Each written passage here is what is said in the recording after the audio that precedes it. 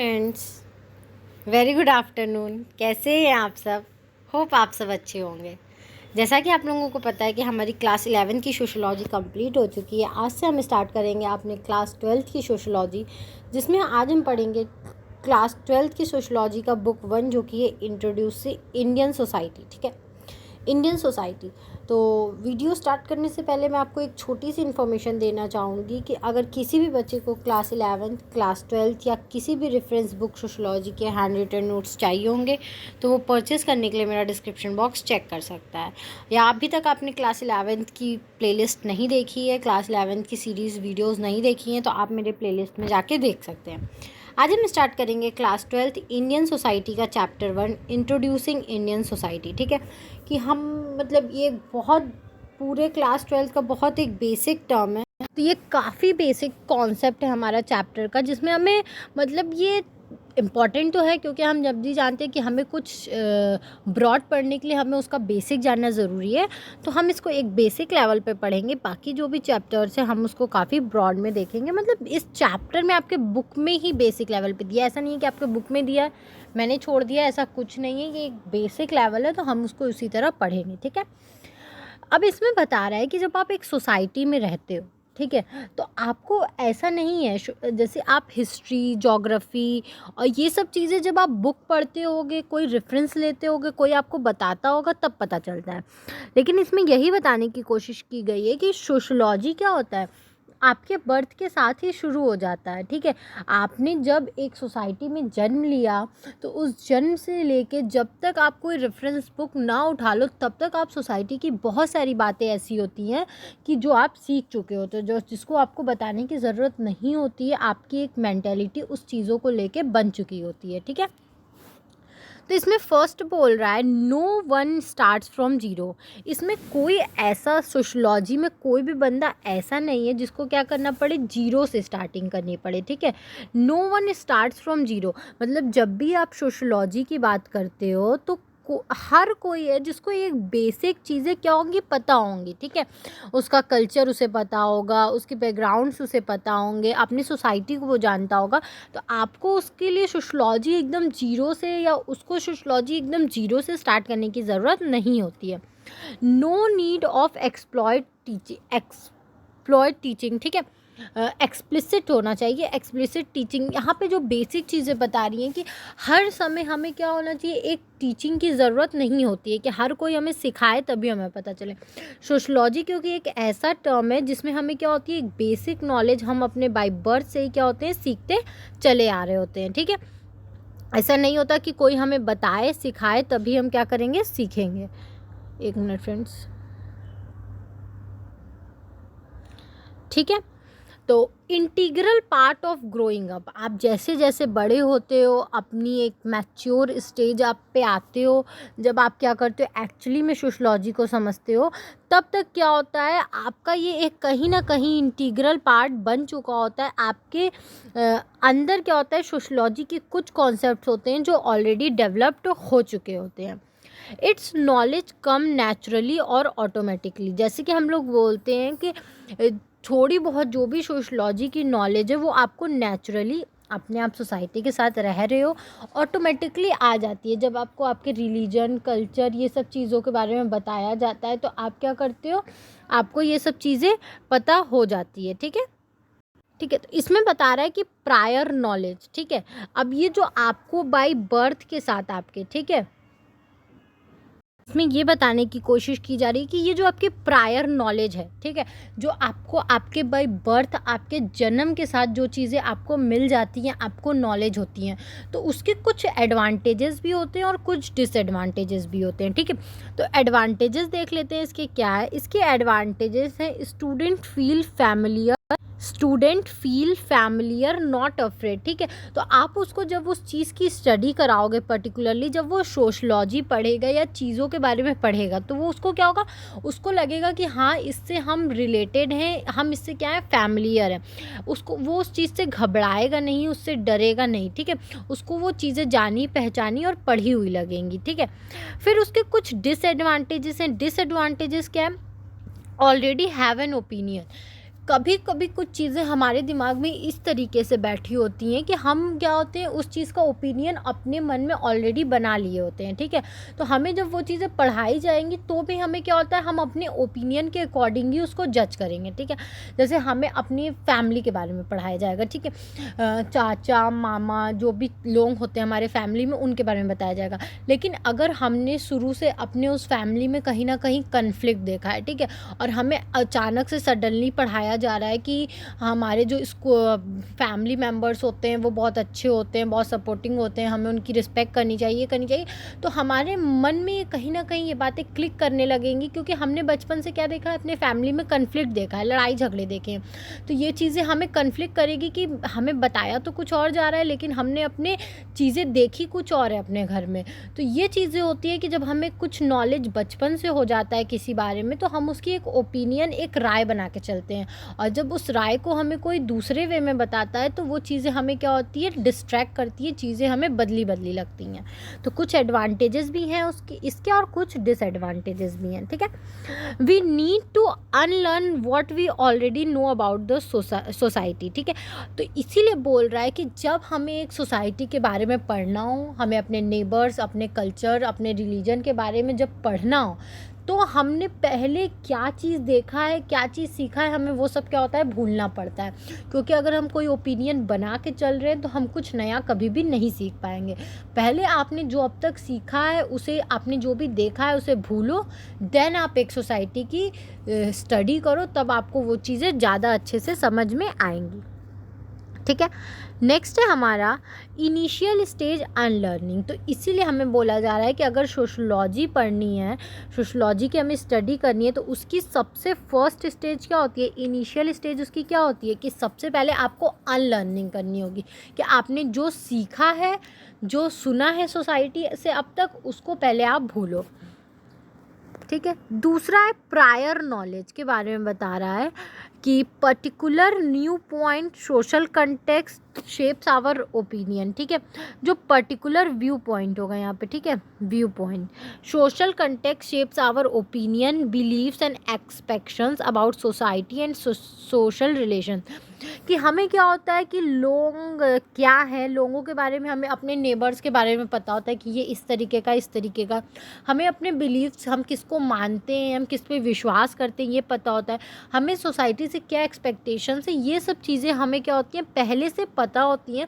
जब हम एक सोसाइटी में बर्थ करते हैं और हमारा जन्म होता है, तब से ही हमें ये सब बातें कहीं ना कहीं सिखाई जाती है। नेक्स्ट है हमारा बिलीव्स कैन बी पार्शियल।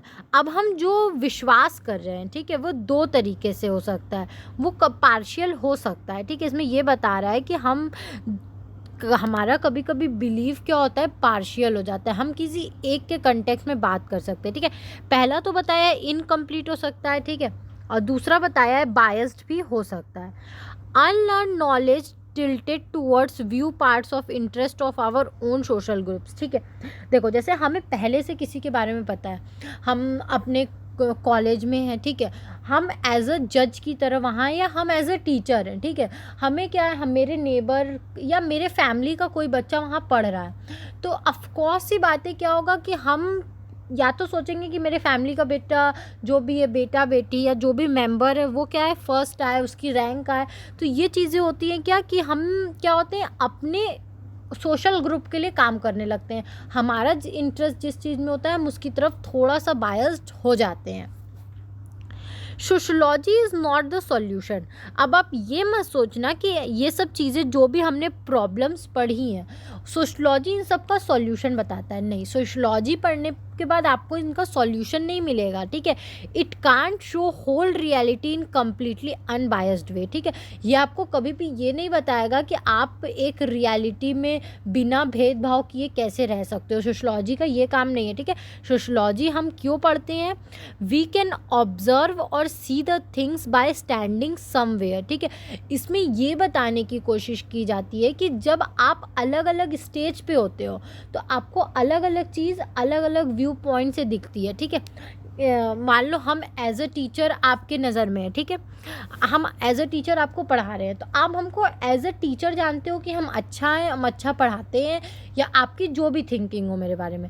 लेकिन आप हम एक बेटी कैसी हैं, हम एक बहन कैसी हैं, हम एक माँ कैसे हैं, ये सब आपको नहीं पता होगा, ठीक है। आप अपनी मम्मी को देख रहे होगे तो आप शायद उनको घर में देखते होगे तो आपको सब पता होगा कि वो एज अ मम्मी कैसे रहती हैं और वो एज अ बहन कैसी हैं, वो एज अ बेटी कैसी हैं। आप जब क्या करते हो, उन चीज़ों को पूरा कंप्लीट देखते हो तब आपको पता चलता है। तो ऐसा हो सकता है कि आप एज अ टीचर हमको बहुत अच्छा मानते हो, लेकिन शायद हम एक बेटी अच्छी ना हो, एक बहन अच्छी ना हो। तो आप जब अलग अलग पॉइंट ऑफ व्यू से हमें स्टडी करोगे तब आपको पता चलेगा अलग अलग बातें, ठीक है।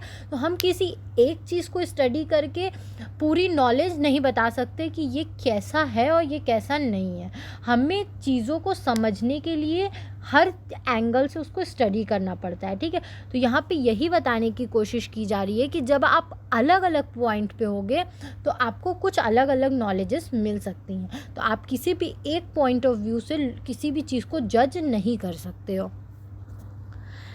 फिर इसमें बताने की कोशिश की गई है कि somewhere offers a partial view of the world.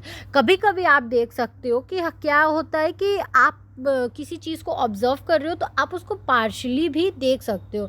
क्योंकि अगर आप मान लो आप एज अ जज हो, ठीक है, आपको जज करना है और आप मान लो आपको अपने स्कूल में बताना है कि बेस्ट टीचर कौन है, ठीक है। एक एग्जांपल मैं दे रही हूँ, आपको बताना है कि बेस्ट टीचर कौन है और आप अज्यूम कर लो कि आपकी सिस्टर उसी स्कूल में टीचर है।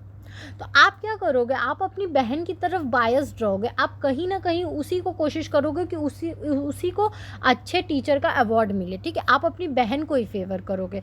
तो बहुत जगह सिचुएशन ऐसी आ जाती है जहाँ पे हम क्या हो जाते हैं, बायस्ड हो जाते हैं, पार्शियल हो जाते हैं, ठीक है, हम न्यूट्रल नहीं रह पाते हैं। सोशलॉजी टीचेस अस रिफ्लेक्टिविटी और सेल्फ रिफ्लेक्टिविटी। तो सोशलॉजी हमें यही चीज़ें बताने की कोशिश करता है कि हम अपने आप को अच्छे से स्टडी कर सकें, ठीक है, कि हम क्या हैं। हम एकदम हमेशा न्यूट्रल रहते हैं, हम हमेशा सच बोलते हैं, हम कभी बायस्ड होते हैं नहीं होते। तो सोशलॉजी हमें अपने आप को भी स्टडी करने का एक मौका देता है।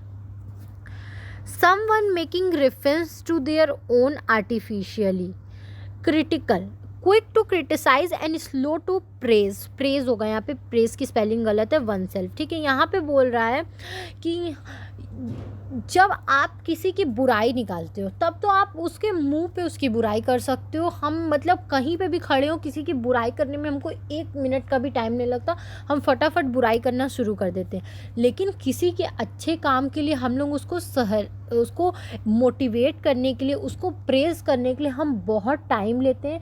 हम कभी भी उसके मुंह पे उसकी अच्छाई उसको बता नहीं पाते, लेकिन हम मुंह पे बुराई आराम से बता लेते हैं। तो ये सब चीज़ें हैं जो हमें सोशलॉजी बताता है।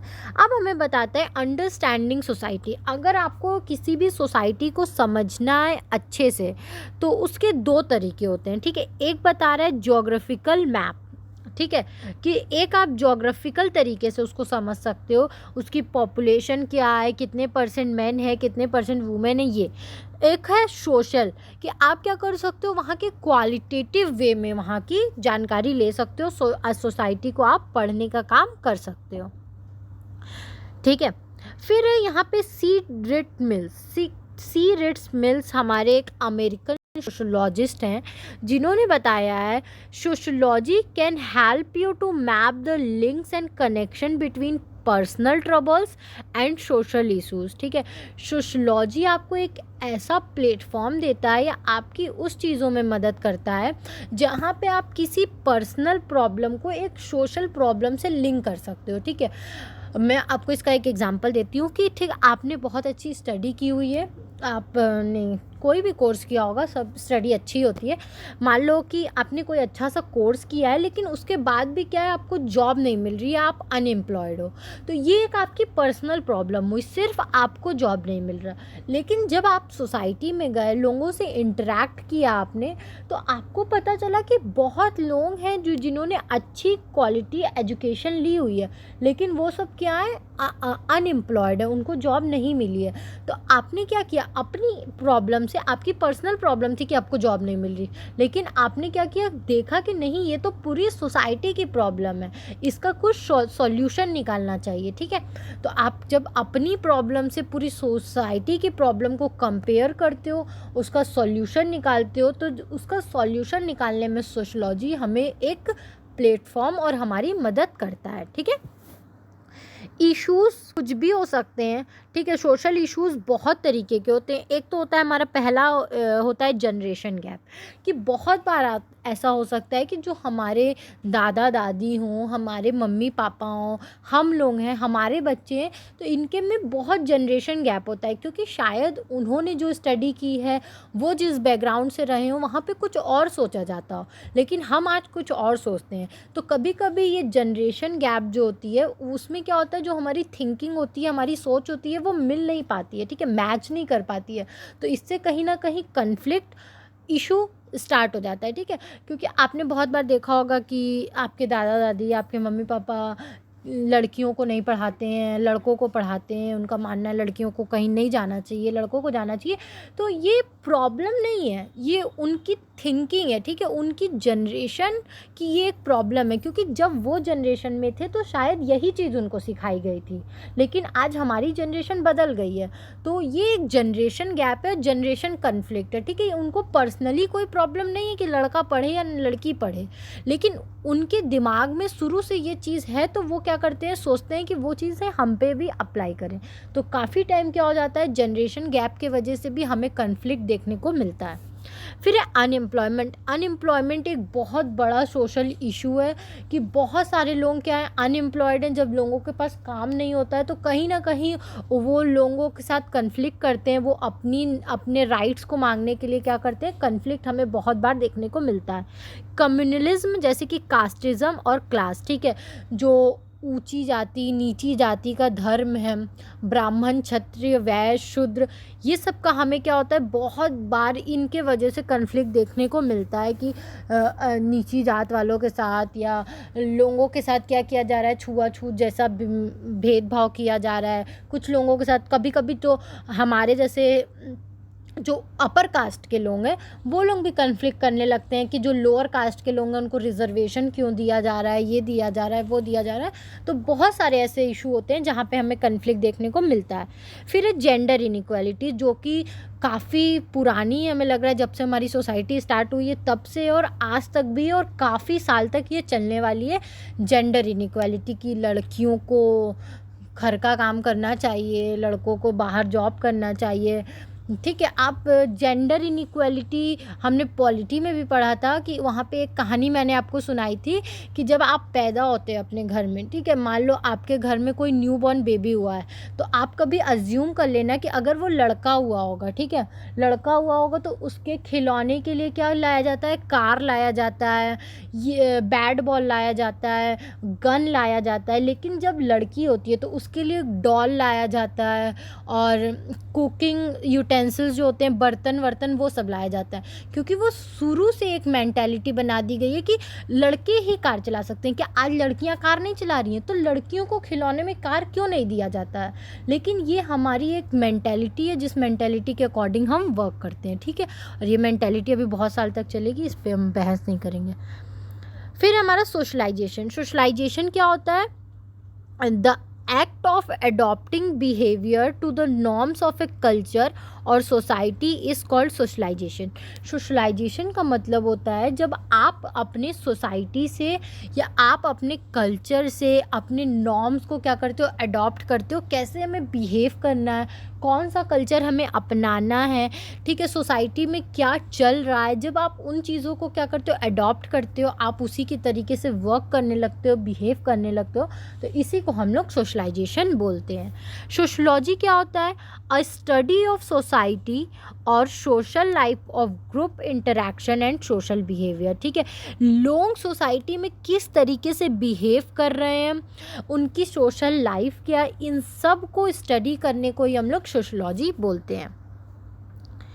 फिर हमारा सोसाइटी। सोसाइटी क्या होता है, it is an association of person, ठीक है। ये वो जगह होती है जहाँ पे लोग क्या होते हैं, मिलते हैं, बैठते हैं, बात करते हैं, एक अपना कल्चर डिसाइड करते हैं, ये चीज़ होती है। ठीक है। It is the complex network of relationship within which most of humanity lives. ठीक है। ये एक रिलेशनशिप होता है और बहुत कॉम्प्लेक्स रिलेशनशिप होता है। ठीक है।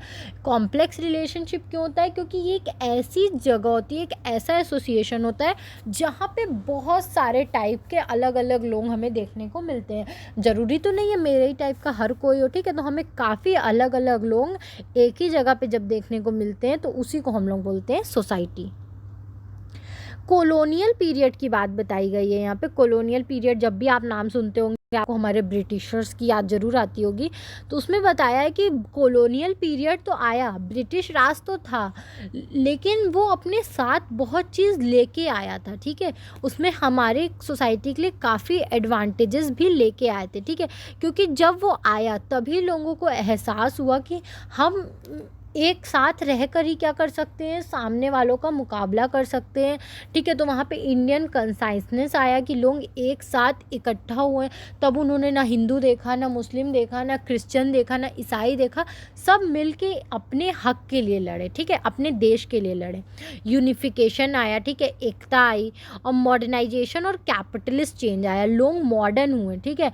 जो सती प्रथा जैसी चीज़ें थी और विधवा को रूम में बंद करके रखना, वाइट कपड़े पहनना, अलग चूल्हा चौका कर देना, लड़कियों को ना पढ़ाना लिखाना, ये सब चीज़ें क्या हुई, कॉलोनियल पीरियड के बाद ही बदली। क्योंकि जब ब्रिटिश आए थे तो ब्रिटिशर्स ने क्या किया था, ये सब चीज़ें बंद करा दी थी। ठीक है। ये जो पति के साथ आग में कूदने वाली प्रथा थी, ये कौन बंद कराया था? ये हमारे ब्रिटिशर्स ने इस पर वर्क किया था। ठीक है। तो काफ़ी चीज़ें थी जो उन्होंने हमारे सोसाइटी के लिए अच्छी भी लेके आई थी। और उन्होंने विधवा का फिर से शादी कराना है, वीडो री मैरिज एक्ट शुरू किया था। ठीक है। कि विधवाओं की फिर से शादी होगी, वरना पहले हमारे कंट्री में सिचुएशन बहुत ख़राब थी जिसको हम लोग क्या कर सकते थे, इमेजिन भी नहीं कर सकते थे। तो इसमें बता रहा है British colonism gave birth to its own enemy होगा, यहाँ पे इनोमी नहीं होगा, एनिमी होगा। ठीक है। Enemy nationalism. कॉलोनियलाइजेशन का सबसे ज़्यादा उसका दुश्मन कौन था? नेशनलिज्म। वो हमारे देश को बांट ही तो रहे थे अलग अलग हिंदू मुस्लिम करके, कभी कभी लोगों को भड़का के। तो कहीं ना कहीं वो हमें अलग तो करना चाह रहे थे, लेकिन हम अलग नहीं हुए, हम और एक होके लड़े उनसे। ठीक है। तो the policy practice of acquiring full और partial political control over another country is known as colonialism. ठीक है। क्या करना, पूरे पॉलिटिकल पार्टी को या दूसरे कंट्री को कंट्रोल करने को ही हम लोग बोलते हैं। जो उसके लिए पॉलिसी बनाई जाती है या उसके लिए जो प्रैक्टिस किए जाती है उसी को हम लोग कोलोनियलिज्म बोलते हैं। The desire of a group of people who share the same race, culture, language etcetera to form an independent country known as nationalism. ठीक है। लेकिन जब लोगों की चाहत एक होती है, उनकी डिमांड एक होती है, तो वो लोग क्या करते हैं, अपने कल्चर, अपने लैंग्वेज सबको साइड में रख के वो लोग एक इंडिपेंडेंट कंट्री बनाते हैं। जब तो हम लोग उसको बोलते हैं नेशनलिज्म। ठीक है। ये चैप्टर हमारा यहीं तक था। आई होप आपको मेरा ये चैप्टर समझ में आया होगा। अगर फिर भी आपको कहीं भी कोई भी दिक्कत है तो आप मुझे कमेंट सेक्शन में कमेंट करके पूछ सकते हैं। Thank you very much for watching my video and please please please like, subscribe and share my channel. और किसी को भी क्लास 11, 12 या रेफरेंस बुक सोशोलॉजी के हैंड रिटन नोट्स परचेस करने हो तो वो मेरा डिस्क्रिप्शन बॉक्स चेक कर सकता है। Thank you very much and please support us.